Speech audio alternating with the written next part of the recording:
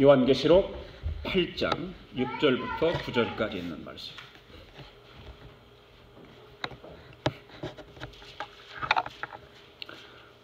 다 찾으셔서 4절 있는 말씀이니까 함께 같이 읽습니다. 시작. 일곱 나팔을 가진 일곱 천사가 나팔할 불기를 준비하더라. 첫째 천사가 나팔을 부니 피 섞인 우박과 불이 나와서 땅에 쏟아지매 땅의 3분의 1이 타버리고 수목의 3분의 1도 타버리고 각종 푸른 풀도 타버렸더라. 둘째 천사가 나팔을 부니 불 붙는 큰 산고 같은 것이 바다에 던져지매 바다의 3분의 1이 피가 되고 바다 가운데 생명 가진 피조물들의 3분의 1이 죽고 배들의 3분의 1이 깨지더라. 아멘. 앉으십시오. 자, 우리가 주일마다 요한계시록 지금 공부하고 있습니다. 여러분들이 이번에 요한계시록을 공부를 하고 나면 요한복음을 읽을 때 많은 도움이 될 거예요. 이해도 되고 그럴 것입니다.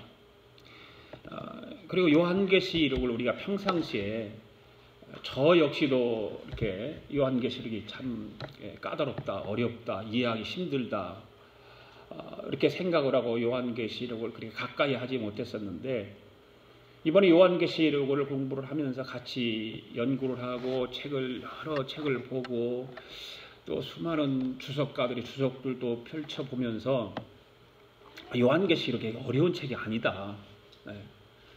물론 영적인 해석을 할 때는 어려움이 따르겠죠. 많은 어려움이 따르는데 어떤 상징적인 것과 저는 성경적인 해석을 많이 하려고 애를 씁니다. 그래서 성경적인 해석은 어떤 것인가? 요한계시록을 말씀하고 있는 것이 성경에서 다른 성경에서 뭐 어떻게 말하고 있는가? 근거가 어디에 두고 요한계시록을 기록하고 있는가라고 하는 것을 찾아보면서 그렇게 아주 어려운 책은 아니다. 가장 복음적인 책이 요한계시록이다. 그런 생각을 하면서 우리가 같이 지금 접하고 있는데 여러분들도 이렇게 요한계시록을 공부를 하고 나면 여러분들에게 조금이라도 도움이 될 거예요. 많은 도움이 될 것이고 이해가 될 것이고 또 성경을 보는 눈이 좀 뜨게 될 것이고 복음이 무엇인가도 또 다시 한번 깨닫게 될 것입니다. 요한계시록 우리가 시작하면서 세 가지 계시를 얘기를 했잖아요. 그 세 가지 계시를 말할 때의 근거를 어디에 뒀습니까? 요한계시록 1장 19절에 있는 말씀이잖아요. 거기 다시 한번 우리가 읽어볼까? 요한계시록 1장 19절 시작. 그러므로 네가 본 것과 지금 있는 일과 장차 될 일을 기록하라. 그 말이거든요. 본 것, 지금 있는 일, 장차 되어질 일. 그래서 본 것은 뭐예요? 본 것은 과거 계시, 그렇죠? 그리고 지금 본 것은 현재 계시, 그리고 미래 볼 것은 미래 계시. 이렇게 해서 세 가지 계시를 얘기를 했는데, 그런데 요한계시를 보면 그것들이 중심이 되어서 서론과 본론과 결론이 있다. 그렇게 말씀을 드리고 싶거든요. 그래서 이 부분들이 본론이 가장 중요한 것 아닙니까? 본론이 어디서부터냐면 일곱 인, 그 다음에 일곱 나팔, 일곱 대접, 이 세 가지 일곱 인과 일곱 나팔과 일곱 인이 가장 중요하다고 하는 거예요. 이것이 본론이에요. 그리고 17장부터 이제 21장까지 가보면은 이제 거기서 결론적으로 우리가 맺는 이야기들인데 이 16장까지가 본론입니다. 지난주에도 계속해서 말씀드리는 것은 이 6장에서 말씀을 드렸던 일곱인이라고 하는 것도 중요하고 그 다음에 일곱 나팔도 중요하고 일곱 대접도 중요해요. 그런데 일곱인은 일곱 나팔보다 조금 이렇게 약하다 이렇게 또 표현할 수 있고 일곱 나팔은 일곱 대접보다 조금 더 약하다 그렇게 표현할 수 있고 그렇습니다. 우리가 성경을 보면서 말씀을 들으면서 그런 걸 느낄 수 있을 거예요. 그래서 17장부터 이제 그 결론 부분이 시작되고요. 그래 요한계시록의 그 큰 구조는 바로 이런 식으로 되어 있다. 그렇기 때문에 그 큰 구조를 머릿속에 새겨놓고 말씀을 들으면 많은 도움이 될 것이다. 지난주일의 말씀을 다시 한번 우리가 점검하고 가면 참 좋겠습니다. 8장 1절 2절 한번 같이 읽어볼까요? 시작. 일곱째 인을 떼실 때에 하늘이 반시간쯤 고요하더니 내가 보매 하나님 앞에 7 천사가 서 있어 7 나팔을 받았더라. 아멘. 여기서 7째 인을 떼실 때 어떤 징조가 나타났습니까? 반시간 동안 고요했다. 그래서 고요했다. 고요하다라고 하는 말은 정적이 찾아왔다. 그런 뜻이 아니겠어요? 예. 그것은 매우 중요한 이제 하늘에서 하나님의 보좌에서 선포될 것이 예고되어 있는, 그 예고되기 전에, 선포되기 전에 아주 고요하고 정적이 찾아오는 그런 시간들이죠. 그리고 2절을 보면 하나님 앞에서 7 천사가 서 있어서 7 나팔을 받았다 그랬습니다. 여기서 7 나팔의 의미에 대해서 제가 성경을 이렇게 찾아가면서 얘기를 했잖아요. 세 군데를 찾았었는데 기억나나요, 여러분들이요? 7 나팔의 의미가, 첫 번째 의미가 뭐라고 그랬어요? 7 나팔이 울릴 때 출애굽기에서는 뭐라고 그랬어요? 전쟁을 알릴 때 나팔을 분다라고 얘기했습니다. 그리고 두 번째는 뭐였어요? 민수기에서 얘기했듯이 하나님의 임재, 출애굽기에서는 하나님 임재가 나타나게 되어 있고, 민수기에서는 전쟁할 때 나팔이 불었고, 여호수아에서는 뭐랬어요? 여호수아에서는 심판이 임할 때 나팔을 분다라고 이렇게 말씀을 드렸습니다. 하나님의 임재를 통해서 구원과 심판이 동시에 갈라지는 그런 사실들을 우리는 그 하나님의 임재를 통해서, 심판을 통해서 우리는 볼 수가 있습니다. 그래서 드디어 오늘부터 7 나팔의 비밀이 시작되는데요. 오늘부터 시작되는 7 나팔의 비밀은, 오늘은 2 나팔만 이야기를 하려고 해요. 첫 번째 나팔의 비밀을 한번 우리가 생각해 보겠습니다. 7절 읽습니다. 시작. 첫째 천사가 나팔을 부으니 피 섞인 우박과 불이 나와서 땅에 쏟아지매 땅의 3분의 1이 타버리고 수목의 3분의 1도 타버리고 각종 푸른 풀도 타버렸더라. 여러분 이 말씀을 잘 보시기 바랍니다. 첫 번째 나팔을 보니까 무엇이 나왔습니까? 피 섞인 우박과 불이 나와서 땅에 쏟아졌다. 그리고 땅의 3분의 1, 수목의 3분의 1, 각종 푸른 풀이 다 타버렸다. 이렇게 기록하고 있습니다. 여러분 이 당시에 초대교회의 성도들이 이 첫 번째 나팔을 어떻게 생각했을까 한번 생각해 볼 필요가 있어요. 초대교회들은 어떻게 생각했을까? 하늘에서 피가 내린다고 하는 것이 어떻게 생각했을까? 이건 좀 생각하기 어려웠을 것 같아요. 초대교회의 성도들에게도 우박은 우박인데 어떤 화산재같이 섞인 좋지 못한 우박으로 생각했을까? 오늘 우리는 이 피 섞인 우박 재앙을 어떤 영적인 현상과 어떤 상징하는 것으로 받아들여야 하는가? 우리가 참 그런 부분들이 어렵다는 얘기예요. 사실은요. 이것을 어떻게 받아들여야 되는가? 아니면 문자 그대로 이 땅에 일어나는 지혜로 해석을 해야 하는지 많은 생각이 필요한 거예요. 그래서 많은 어떤 학자들의 책도 봐야 되고 들여다봐야 되고 그걸 연구를 해봐야 되고, 그래서 우리는 무엇을 더 중심적으로 찾아봐야 되나? 학자들의 해석도 중요하지만 성경을 찾아봐야 된다. 성경에서 말하고 있는 것이 무엇인가? 이 요한계시록을 보여준 그때 하나님께서 요한에게 환상으로 보여준 그것이 어디에 근거를 두고 있는가라고 하는 거죠. 어디에 근거를. 그것은 이 7 나팔 재앙을 전체적으로 보면 여러분들은 무엇을 생각할 수 있어요? 출애굽기를 생각할 수 있어요. 출애굽기. 출애굽기 7장 이하에서 기록된 말씀을 보게 되면 무슨 말씀들이 기록되어 있나요? 바로가 이스라엘 백성들을 강제적으로 자기 나라에다가 구속시켜 놓고 노예로 부려먹지 않습니까? 놔주지 않아요. 그때 하나님께서 모세에게 뭔 얘기를 해요? 10가지 재앙을 내릴 테니까 가서 모세에게 바로에게 고하라. 그래서 바로에 가서 실질적으로 10가지 재앙을 내리는 그런 과정들을 우리는 다 알지 않습니까?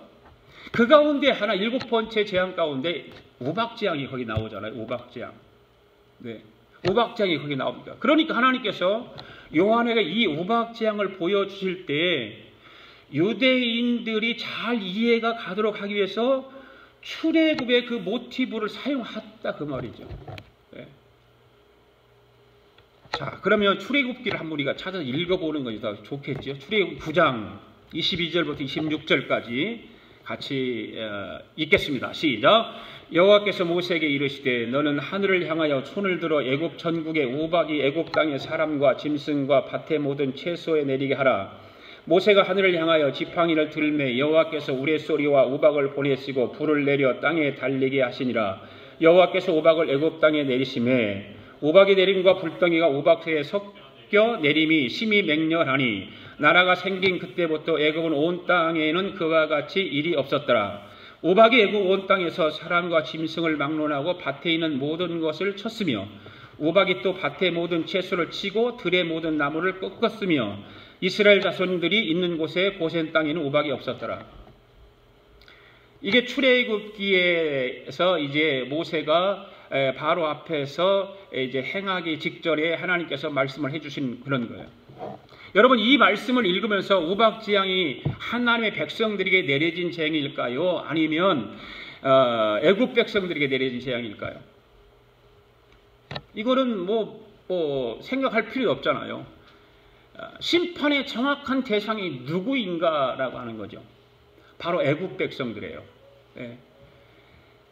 자, 그러면 우리가 생각해 보아야 될 것은 예수 그리스도께서 왕의 권세를 가지고 나팔 소리와 함께 이 땅에서 재림 그리스도로 오실 것은 분명해요. 그렇잖아요? 분명히 오세요. 여러분, 예수 그리스도께서 나팔 소리와 함께 오셔서 선언을 하시게 될 것인데 무엇을 선언할 거냐 그 말이에요. 네. 분명히 예수님 오셔서 선포를 하세요. 보좌가 조용해졌었잖아요. 그래서 뭔가를 이제 선포합니다. 그것도 예수님이 선포하는 것이 뭐예요? 바로 전쟁을 선포하고 심판을 선포하는 거예요. 그런데 여러분, 이 심판의 대상이 누구냐는 거죠. 네. 예수님이 재림하셔서 이 땅에 오셔서 선포를 하시, 전쟁을 선포하고 심판을 내리시는데 그 심판의 대상이 누구냐는 거예요. 누구냐? 누구라고 생각하세요, 여러분들은? 우리들일까요? 교회 다니는 우리들? 아니면 교회 안 다니는 사람들일까요? 네. 여기서 여러분들이 복음을 통해서 확신에 찬 구원의 확신이 있어야 된다는 거죠. 네. 구원의 확신이 있느냐 없느냐. 구원의 확신이 있는 사람들은 확신한 말을 할 것이고, 구원의 확신이 없는 말은 확신이 없어요. 말을 해도 그냥 두리뭉실하고 그렇게 말을 하죠. 여러분, 우리는 하나님의 완전한 구원의 방주에 들어와 있다는 사실을 아십니까? 믿으십니까, 여러분들? 우리는 다 구원받은 하나님 백성들이에요. 예수 그리스도를 통해서 구원받았어요. 여러분, 그 사실을 믿습니까? 그러면 이 그림을 보여주는 것이 무엇일까? 이런 거예요. 그 그림을 보여주는 것은 세상 주관자들, 어둠의 권세자들의 그 결말에 대해서 오늘 우리에게 최종적인 승리의 그림을 미리 하나님께서 이 계시록을 통해서 보여주시는 거예요. 미리. 예. 비디오 보듯이 보여주는 거예요. 자, 여러분을 좋아하는, 예를 들어서 한번 설명을 하나 드릴게요. 여러분이 좋아하는 스포츠가 있어요. 여러분들 어떤 분은 농구 좋아하고 어떤 분은 야구, 저는 야구를 좋아하는데 어저께도 야구를 휴스턴하고 LA 다저스하고 하는 걸 이겨서 기분이 너무 좋았어요. LA 다저스를 좋아하니까. 왜 좋아할까? 유현진이 거기 있기 때문에 좋아하는 거거든요. 어제 다 이겼어요. 오늘 아침에 유튜브에 들어가서 그걸 다시 봤어요. 어저께 볼 때는 긴장을 하고 보잖아요. 생중계를 보는 거는 긴장. 여러분들도 마찬가지예요. 어제 스포츠를 보는데 라이브로 보는 것은 긴장감이 있죠. 내가 좋아하는 팀이 이길까 질까, 스쿼차가 아슬아슬하다가 더 긴장하잖아요. 예. 그런데 내가 좋아하는 팀이 이겼어요. 마치 이겨갖고 너무 기분이 좋아. 며칠 있다가 며칠 있다 본다든가 한 달 있다 본다든가 좀 그것이 너무 좋아서 긴장감을 풀어주고 너무 기분 좋아서 다시 본단 말이죠. 다시 볼 때 어떻게 봅니까, 여러분들? 그냥 소파에 앉아서 누워서 과자 먹으면서 음료수 마시면서 그냥 편안하게 보죠. 긴장하고 보는 사람이 있습니까? 이미 이긴 게임을 다시 내가 응원하는 팀이 이긴 게임을 보는 것이기 때문에 긴장할 필요가 하나도 없잖아요. 그냥 여유 있게 보는 거예요. 여유 있게. 네. 바로 이 계시록의 목적이 바로 지금 제가 말씀드린 그 의미와 똑같다 그 말이에요. 네. 이미 하나님께서 하나님의 백성들로 하여금 이미 확정 지어놓은 승리하도록 그렇게 확정해 놓으신 거예요. 단지 그것을 우리 인간들이 그 이해가 가도록 하기 위해서 시간적인 개념을 가지고 풀어가도록 하시는 거예요. 하나님은 시간 개념이 없으신 분이잖아요. 하나님은 시간하고는 아무 관계 없으신 분이에요. 시간을 초월하신 분이기 때문에. 그러니까 오늘 본문의 말씀의 배경은 우리에 대한 심판이 아닐 뿐만 아니라 지금 이 땅에서 패배하는 것 같고 절망하는 것 같고 끝인 것 같고 고난당하는 것 같은 성도들에게 최종적인 그 구원의 승리의 모습이 어떤 것인가를 이미 이긴 경기를 보는 것 같이 미리 보여주고 있는 것이다. 믿습니까 여러분? 이미 우리는 심판의 대상이 아니라는 거지요. 이미 하나님께서 확정 지어놓은 거예요. 그렇다면 오늘 우리의 신앙은 어디에 매달고 있어야 되느냐 그 말이죠. 그 그림을 보고 이 현장이 우리에게 마지막 도착할 현장이구나 하면서 지금 힘들고 어려운 환경을 극복하고 이겨내고 믿음을 가지고 여유있게 살아갈 수 있는 힘이 어디서 나올까 하는 거예요. 어디서 나오는 거예요. 바로 오늘 우리에게 주시는 하나님 말씀에서 나오는 거 아닐까요? 그렇죠? 하나님 말씀에서 그 힘이 나오는 거예요. 오늘 하나님의 말씀이 보여주고 있는 그 사실을 우리가 믿을 때 그 말씀에서 힘이 나오고 은혜가 나오고 능력이 나오는 거예요. 그 확신이 생기는 거죠. 그런데 오늘 우리는 자꾸 어디를 보고 있습니까? 현실을 보고 있다. 땅만 보고 있다. 내가 잡아야 할 손에 잡히는 그것만 바라보고 있다는 거죠. 우리가 바라보는 것이 고작 그것만 바라보고 살아가는 거예요. 교회 다니고 예수 믿고 구원받은 그 확신에 찬 사람들이라 할지라도 바라보는 것이 그것만 바라보고 살아가요. 그런데 오늘 저와 여러분은 우리 예수님께서 십자가를 통해서 모든 것을 확정 지어 놓으셨다는 사실을 기억할 수 있기를 바랍니다. 그 믿음이 있어야 되는 거죠. 오늘 본문 7절을 보시면 3분의 1이 다 죽고 타버린다고 그렇게 말하고 있어요. 여기서 3분의 1이 무엇을 상징하는 걸까? 이따 8절에 가서 이 부분에 잠시 또 설명을 드리겠지만 여러분 지금 심판이 이루어지고 있는데 사람에 대한 심판일까요? 자연계에 대한 심판일까요? 지금 7절 말씀이 지금 7 나팔을 시작했습니다. 7절 말씀에서 보면 심판이 내려지는데 사람에 대한 심판이에요? 자연계에 대한 심판이에요? 자연계에 대한 심판이에요. 이거는요. 물론 인간의 탐욕으로 말미암아서 뒤어지는 자연계 심판도 있을 거예요. 그런데 이 사인의 의미는 무엇일까라고 하는 거죠. 하나님께서 우리 인간들이 사는 세상이 이 자연계나 지진이나 이런 것들을 우리에게 어떤 종말의 사인으로 주시고 있는가라고 하는 것입니다. 그것은 뭐 이런 것도 있겠죠. 다 이제 되었다. 그런 초점도 있겠지만 결국 두 가지 사인을 우리에게 주는 거예요. 그 의미가 뭐냐? 여기는 내가 살 영원한 도성이 아니다는 거죠. 이 땅은 내가 영원히 살 곳 아니잖아요, 여러분들.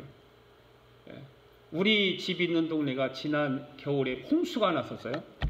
홍수가 났는데 요즘에 그 집 주위가 다 집들 팔라고 다 내놨어요. 홍수 때문에 그런 건 아닌지 모르겠는데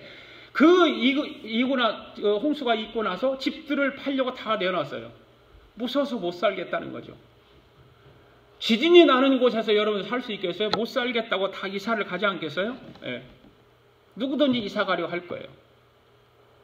살 집이 살 곳이 아니라는 거죠. 우리가 살 곳은 우리가 이곳이 아니에요. 두 번째 한 가지는 뭐냐면 오늘 종말론적 관점에서 말하고 싶은 하나님의 의도는 오늘 믿음의 사람들로 하여금 경각심을 가지도록 하기 위해서 그렇다는 거죠. 우리 신앙인들입니다. 교회 다니고 예수 믿는 사람들이에요. 우리는 그냥 아무 생각도 안 경각심도 없이 다니느냐. 이 말씀들을 통해서 믿는 자들에게 경각심을 줍니다. 남은 생애 동안 주님 오시는 그날까지 어떻게 살아야 되는가를 생각하며 살아야 된다는 거죠. 그런 의미를 우리에게 주고 있어요. 이와 비슷한 그림을 구약성경 스가랴서를 한번 봤으면 좋겠어요. 스가랴서를 한번 읽어봅시다. 13장 8절 9절 시작. 여호와가 말하노라 이 온 땅에서 3분의 2는 멸망하고 3분의 1은 거기 남으리니 내가 그 3분의 1을 불 가운데 던져 은같이 연단하며 금같이 시험할 것이라. 그들이 내 이름을 부르리니 내가 들을 것이며 나는 말하기를 이는 내 백성이라 할 것이요 그들은 말하기를 여호와는 내 하나님이시리라 하리라. 아멘. 여러분, 이 말씀과 계시록의 말씀을 잘 연결해서 보시면 그런 자연계의 황폐와 재난을 통해서 결국 이중적으로 남은 자들에게 무엇을 하라는 거예요? 우리 지금 믿는 자들, 남은 자들에게는 무엇을 하라는 거예요? 하나님의 아버지이심을 주목하라, 그런 뜻이 아니에요? 하나님이 전능자이신 하나님이시다고 하는 것을 주목하라는 거예요. 그 하나님이 내 삶을 주관하고 그 하나님이 내 모든 것을 인도해 주신다는 것을 주목하라는 거예요. 우리가 살아가고 있는 지금 이 시대의 온도, 기후 때문에 여러 가지 변화가 지금 일어나고 있지 않습니까? 많은 변화들이 일어나고 있어요. 기후가 바뀌고 어떤 자연기가 무질서해지고 파괴되고 그런 것들을 우리는 현실 속에서 보고 있어요. 그것이 그대로 우리 안에, 우리 모든 인류에게 왜 그런 일이 생깁니까? 우리가 자연을 보호하지 못했다는 거 아니에요? 그렇잖아요. 그것이 결국은 우리에게 뭘로 돌아와요? 부메랑으로 돌아온 거 아닙니까? 우리가 관리할 책임이 있어요. 보호해야 될 책임이 있어요. 자연을 깨끗이 해야 될 책임이 있어요. 그런데 인간들이 그 죄악으로 말미암아서 그냥 무조건 자연을 해치는 거예요. 보호할 줄 몰라요. 그러니 결국 그렇게 돌아오는 거죠. 결국은 그게 인간의 죄의 결과이지요. 또 한 가지는 인간의 끊임없는 탐욕 때문에 그런 일들이 생기는 거 아니에요? 끊임없는 탐욕, 끊임없는 소득의 어떤 불균형, 이러한 것들이 이 자연계를 파괴하고 있다는 것은 여러분들도 잘 아실 것입니다. 그것이 그대로 모든 인류들에게 되물림으로 돌아오고 있다는 사실이에요. 이러한 것을 보면서 우리 그리스도인들은 심판의 대상은 아니지만 어떻게 하라는 것입니까? 금같이 은같이 스스로 연단시켜서 경계를 삼으라고 말이죠. 우리가 살아가는 이 세상은 풀무불 같은 세상 속에 살아가는데 분명한 것은 저와 여러분에게는 마지막 궁극적인 심판은 있다? 없다? 없다. 할렐루야. 믿습니까? 그 심판의 대상이 누구예요? 앞에서 우리가 출애굽기를 통해서 읽어보았듯이 21절에 보니까 여호와의 말씀을 마음에 두지 않는 사람은 그의 종들과 가축을 들에 그대로 두었더라. 그 글에 두었더니 어떻게 됐습니까? 그 심판이 내려서 다 죽어버렸잖아요. 그때 모세가 하늘을 향해서 지팡이를 들어서 여호와께서 우레소리와 우박을 보내시고 불을 내려 땅에 달리게 하니까 우박이 불덩이와 함께 애굽 온 땅에 피하지 않는, 하나님께서 분명히 피하라고 말씀했는데 피하지 않고 하나님 말씀을 거역한 그 자들을 사람과 짐승을 막론하고 밭에 있는 모든 것을 쳤다라고 기록하고 있잖아요. 여러분, 그 심판은 여호와의 말씀을 마음에 두지 않는 세상 주관자들이에요. 세상 주관자들. 저와 여러분이 마지막 심판을 받지 않는 것은 이미 우리 예수님께서 십자가를 통해서 완성해 놓으셨음을 믿습니다. 그 믿음이 있는 자들만 심판의 대상에서 죄인이 되는 거예요. 우리는 예수 그리스도에게 소망이 있어요. 예수님은 길과 진리와 생명이라고 그랬어요. 예수님이 스스로 그렇게 말씀하셨어요. 그 길과 진리와 생명 되시는 그 예수님께 우리는 소망을 두고 살아가야 되는 거예요. 할렐루야. 그 다음에 두 번째 나팔의 비밀을 한번 우리가 생각해 보겠습니다. 자, 8절 9절 읽습니다. 시작. 둘째 천사가 나팔을 부으니 불붙는 큰 산과 같은 것이 바다에 던져지며 바다의 3분의 1이 파괴되고 바다 가운데 생명 가진 피조물들의 3분의 1이 죽고 배들의 3분의 1이 깨지더라. 아멘. 여기서도 3분의 1이라고 하는 말이 나오잖아요. 그 3분의 1이 심판의 대상이 인간이 아니라 자연계라고 말씀드렸죠. 그렇죠? 자연계. 이 자연계를 심판하시는 그 하나님의 이유는 뭘까요? 인간들이 반드시 하나님께 영광을 돌려야 하는데 불구하고 누구에게 지금 영광을 돌리고 있어요? 자연계. 우리 김선희 집사님이 도봉구에서, 나 도봉동에 살았기 때문에 성황당 알죠? 성황당. 몰라요? 교회 전 정거장이 성황당이야, 성황당. 왜 성황당이에요? 옛날에는 그곳이 나무 밑에다가 무당처럼 제사 지내는 곳이에요. 거기 성황당이라는 곳이. 그래서 그 성황당이 옛날에는 그 지역의 나무들 밑에마다 그 제사 지내는 뭐 대추, 밤 이런 걸 갖다 놓고 고사 지내고 그런 일들이 많았어요. 자연을 숭배한다. 제가 예를 하나 드릴게요. 제가 어렸을 때 어머니 속을 많이 썩이고 말을 안 듣고 그러면 엄마가 회초리를 딱 들어요. 그리고 옛날에는 목침이라는 게 있어요. 목침. 나무로 만드는 벽에. 그걸 목침이라고 했어요. 요즘 젊은 사람 잘 보고 그러죠. 거기에 딱 올라서게 만들어요. 그리고 종아리를 걷어 그러잖아요. 종아리를 딱 걷어요. 회초리를 들고 있어요. 그러면 겁이 나죠. 그래도 때리지 않겠지. 설마 안 때리겠지. 때리면 어떻게 하나. 그런 생각을 하고 있어요. 그런데 엄마가 종아리를 때리지 않고 방바닥을 막 때려요. 그러면서 하는 소리가, 어머니가 너 왜 말을 그렇게 안 들어? 왜 하라는 대로 안 해? 그러면서 막 치잖아요. 네. 그럼 여러분 생각해 보세요. 잘못한 건 누가 잘못했나요? 내가 잘못했는데 왜 방바닥이 매를 맞아요?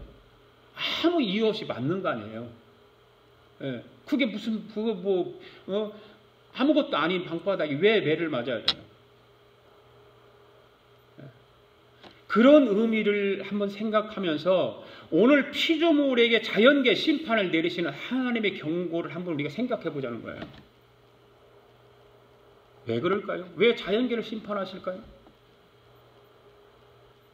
바로 믿는 자들, 하나님의 백성들에게 경고의 사인이 아니겠어요? 이런 걸 보면서 정신 차리고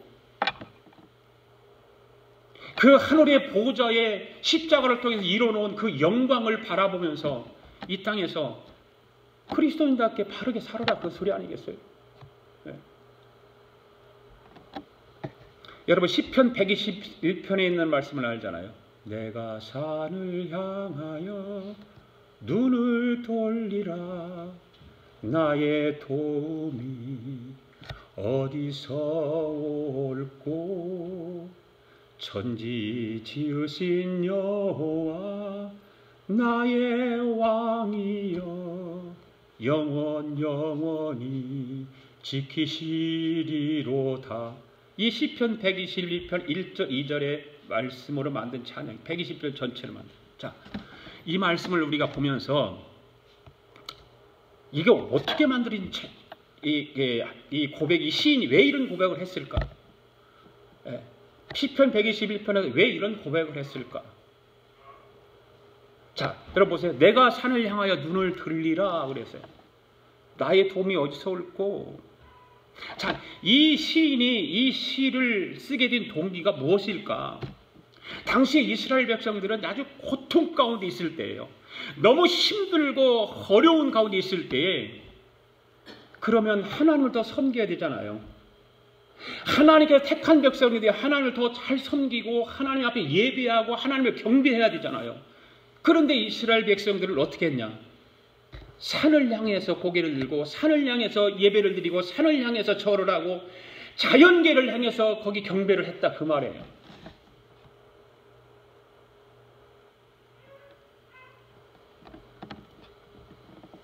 말 못하는 자연계에게 절하고 빌었어요. 물론 당시의 종교적 형태가 다 그렇게 되었을 거예요. 너무 힘들고 어려우니까. 그래서 시편 121편의 의미가 그런 의미에서 나의 도움이 자연계가 아니라 천지를 지으신 여호와에게로라고 시인이 이 말씀을 기록한 거라고 하는 거죠. 그냥 우리는 이 시편 28편을 읽고 찬양으로 되어진 것을 그냥 찬양을 부를 때 단순하게 그냥 우리는 부를 거 아니에요. 깊은 의미를 모르고. 그럼 이런 말씀들을 깊은 의미를 가지고 말씀을 보면 은혜가 저절로 되는 거예요. 그래서 하나님께서 이 자연계를 때리고 치심으로 내서 누구를 경고하고 있는 거예요? 택한 하나님의 백성들을 경고하는 거예요. 아멘. 여러분 8절의 말씀 가운데 둘째 천사가 나팔을 불 때에 불 붙는 큰 산과 같은 것이 바다에 던져짐에 이 말씀이 나와요.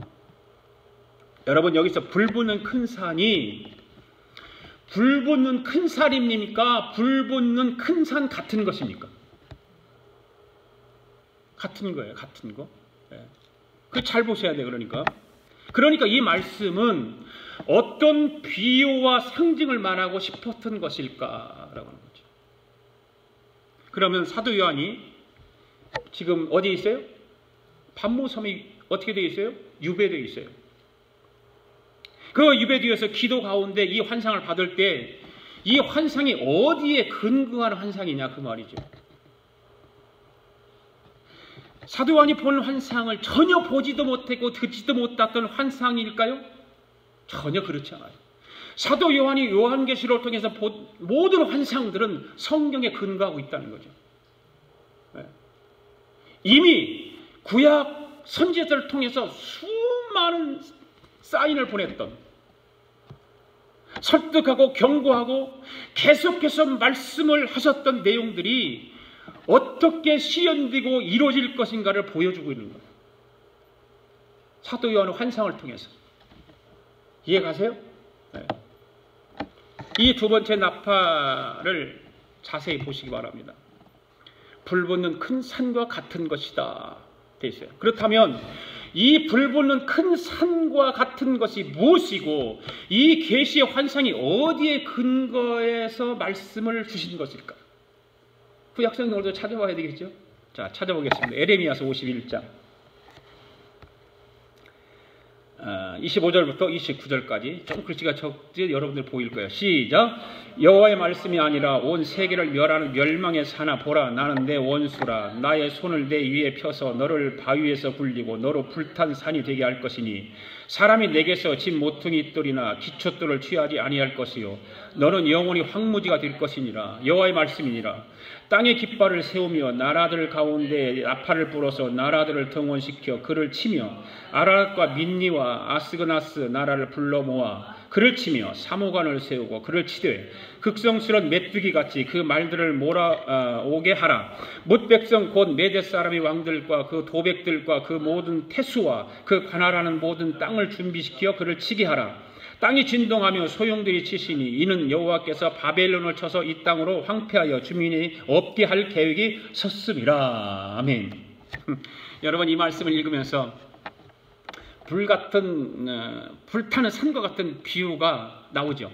이 불타는 산과 같은 그것이 어느 나라를 이게 나라를 상징하는 거죠. 이 예레미야서에서는 어느 나라를 상징적으로 나와 있어요? 바벨론이에요. 바벨론. 오늘 나오잖아요. 예, 맨 마지막 29절에도 바벨론을 쳐서 그 땅 여기 메대라고 하는 말 메대도 바벨론이에요. 예. 여러분 바벨론은 어떤 나라예요? 바벨론이라고 하는 나라는 당시 세상의 중심지였어요. 그 당시의 세상의 중심지. 그러면 요한계시록이 쓰여질 때 그 당시의 세상의 중심은 어디였을까요? 네? 로마죠. 로마. 네.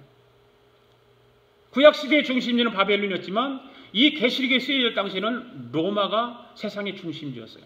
로마가 온 경제, 정치 다 통괄했던 시대였어요. 자, 이스라엘 백성들이 70년간 포로를 생활하잖아요. 어디서 포로를 해요? 바벨론에서.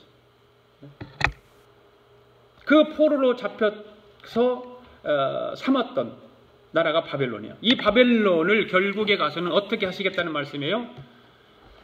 너로 불탄 산이 되게 할 것이다, 그 말이에요. 네.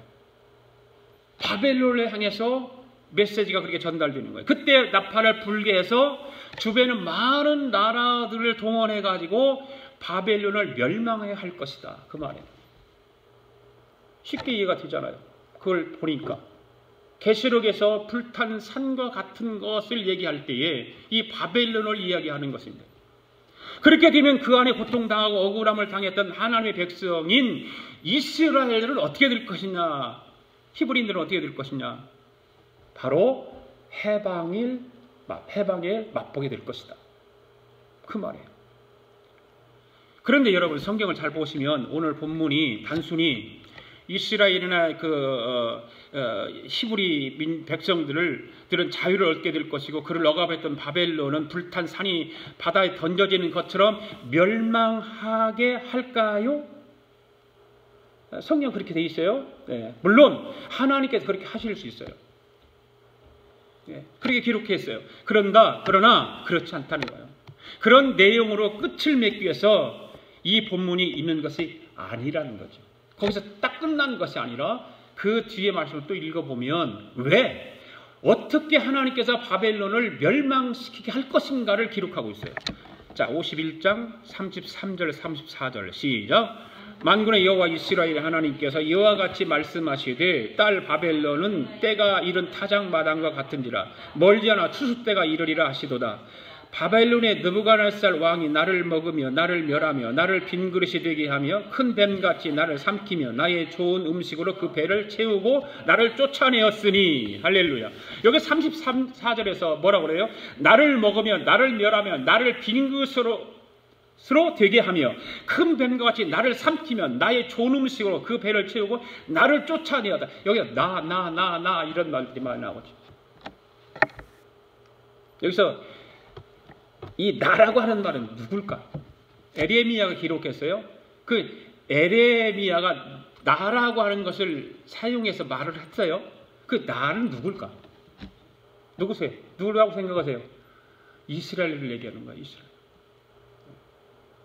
그러니까 성경을 전체로 우리 구조를 모르면 그냥 단지 에레미야 선지자에게만 한 말로 들리는데 그렇지 않다는 거죠.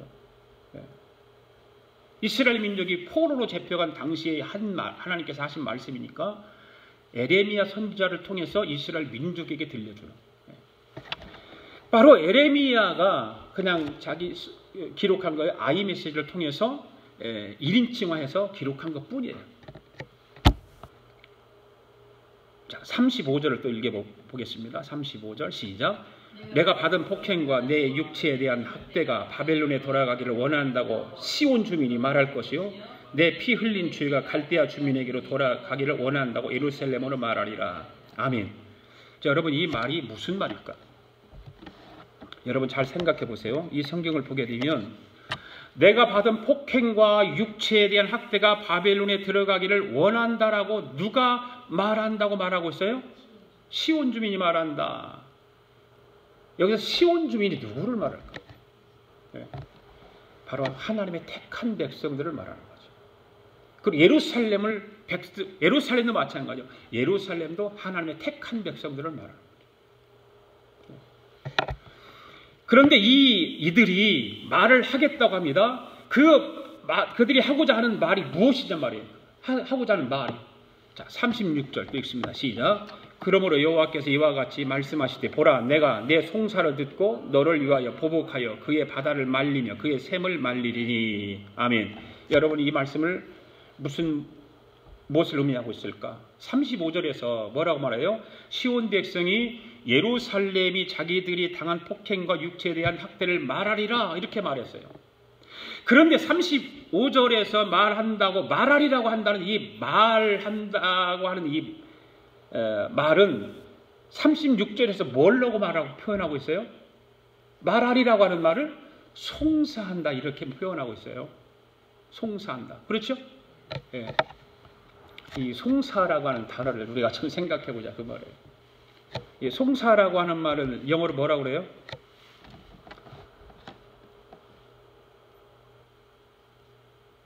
라우이스트라고 그러죠. 그렇죠?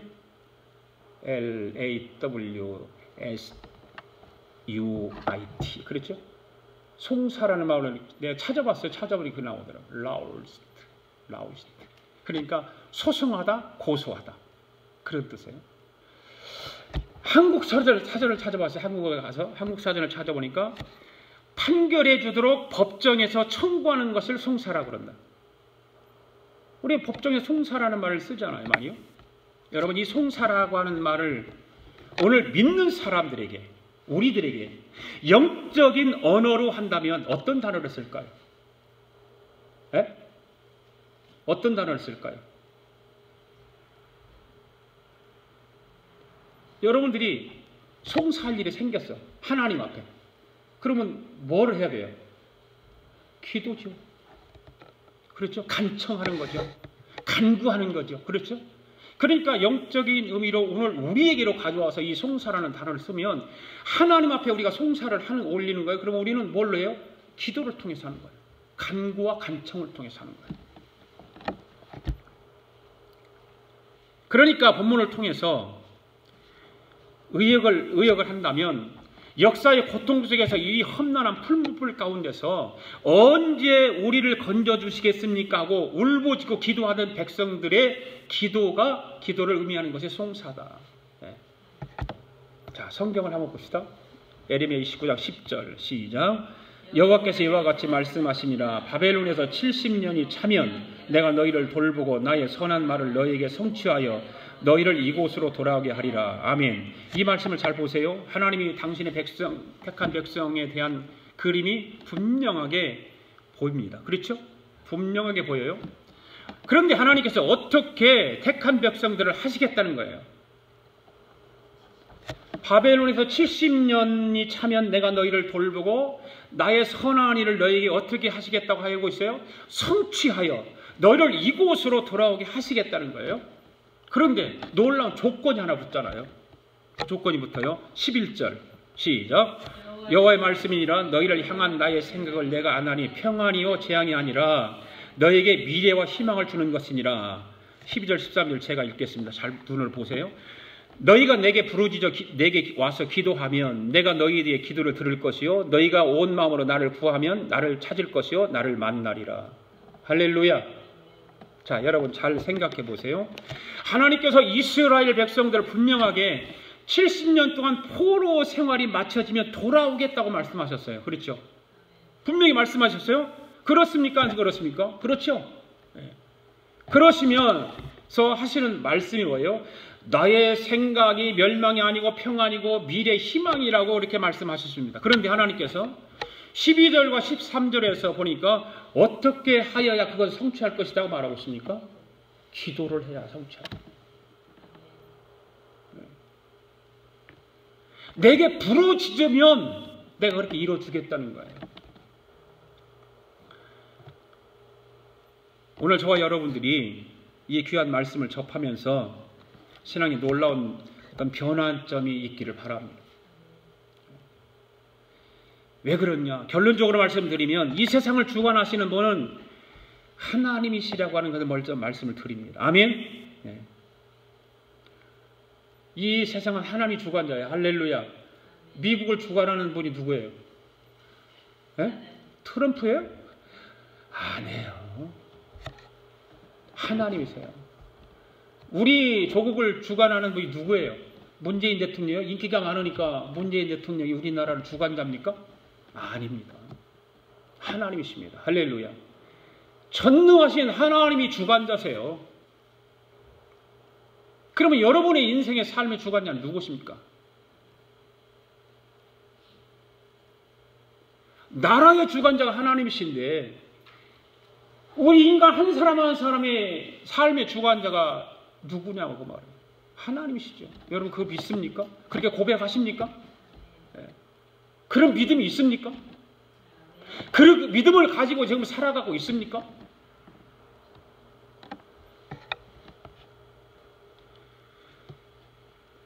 바로 이 세상의 주관자이신 하나님 앞에 기도하는 성도들이 있기 때문에 미국의 경제가 살아날 것이고 우리 조국이 잘 될 거예요.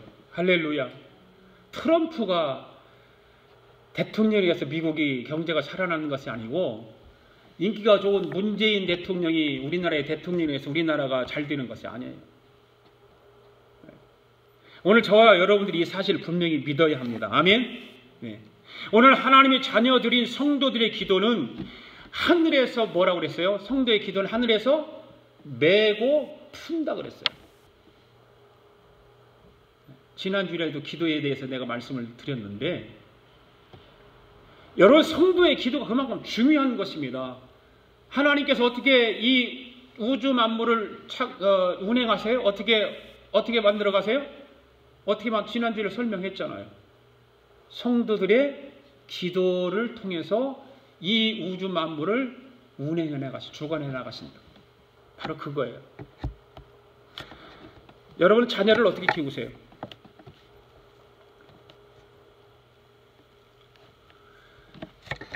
여러분들의 기도의 경영을 통해서 여러분의 자녀들도 경영되어진다는 사실을 믿으세요?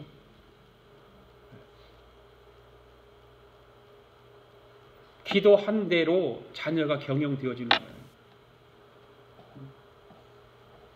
기업도 마찬가지예요. 기도하는 사람들의 기도의 경영을 통해서 기업도 경영되어지는 거예요. 왜 이렇게 기도의 결론이 모아질까라고 하는 거예요. 왜 기도의 결론이 모아질까?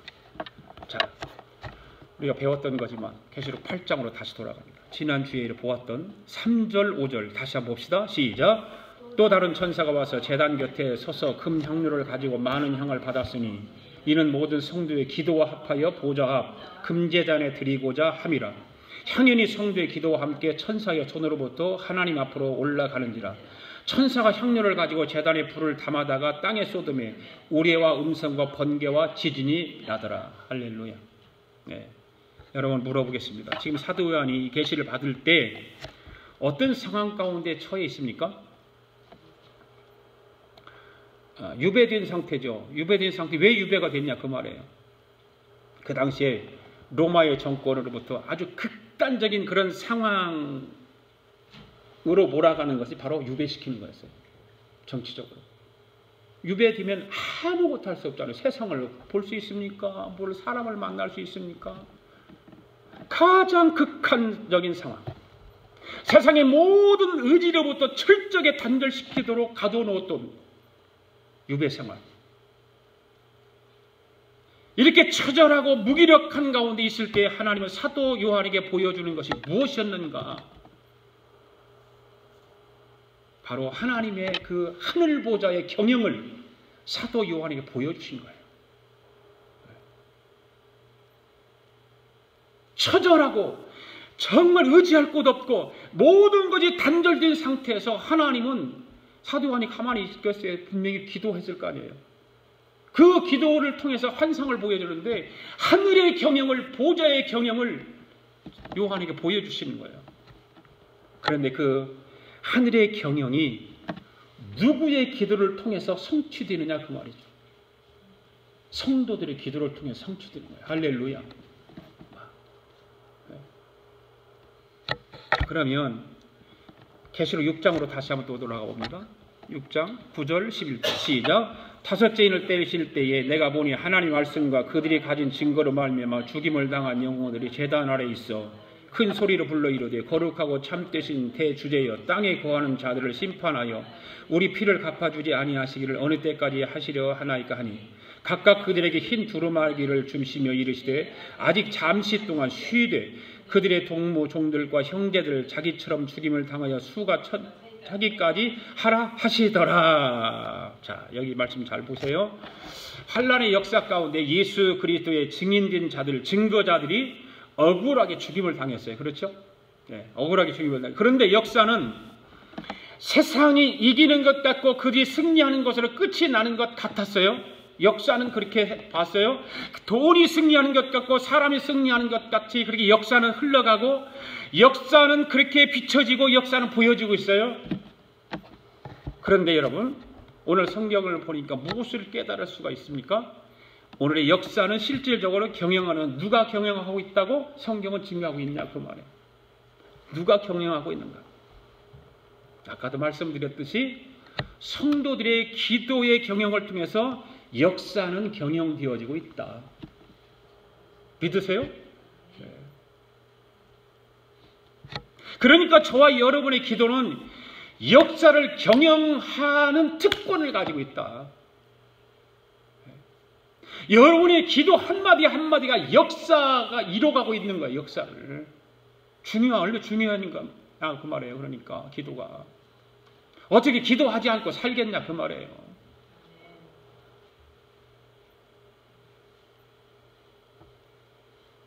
역사의 키가 누구에게 있어요? 기도하는 성도들에게 있는 거예요.